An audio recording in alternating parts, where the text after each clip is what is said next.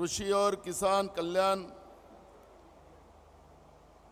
पर जो प्रस्ताव यहाँ पर रखा गया है उसको मैं समर्थन करता हूँ। और जिस तरह से इस देश के अन्नदाता को केंद्र में बैठी हुई बीजेपी की सरकार रोज उसको आत्महत्या करने लगा रही है और किसान के साथ कांग्रेस खड़ी है,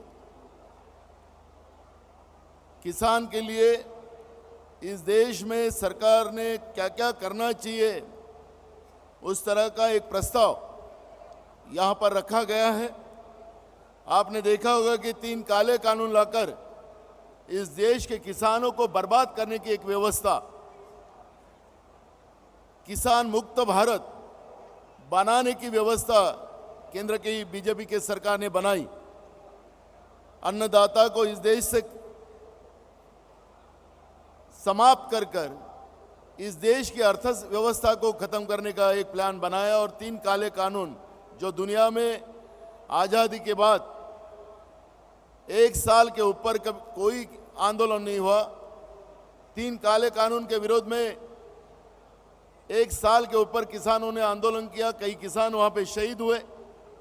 देश के प्रधानमंत्री किसानों से बात करने को भी तैयार नहीं। किसानों को आंदोलनजीवी, आतंकवादी, नक्सलवादी इस तरह की लोकसभा में, पार्लियामेंट में किसानों के बारे में अपशब्द निकालकर प्रधानमंत्री ने किसानों का अपमान, अन्नदाता का अपमान इस देश की लोकसभा में किया।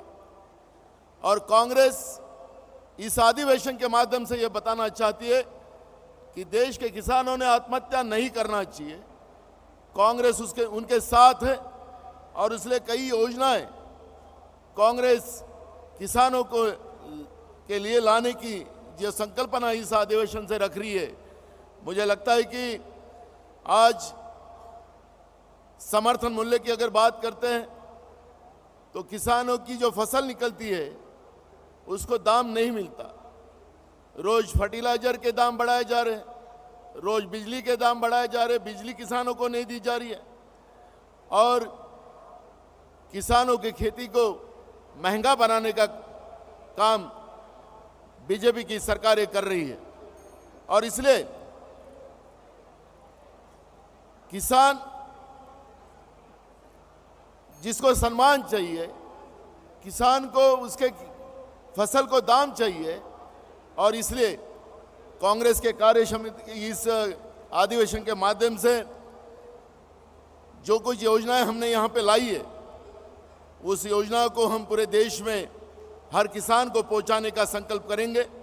और मुझे विश्वास है कि हमारे नेता राहुल जी जिस तरह से कन्याकुमारी से कश्मीर जो 3,500 किलोमीटर के ऊपर उनने जो पदयात्रा की, देश के सभी लोगों को मिले, किसानों से मिले और उनकी भावनाओं को आदर कर यह संकल्प यहाँ रखा गया, देश के किसान के साथ कांग्रेस खड़ा है।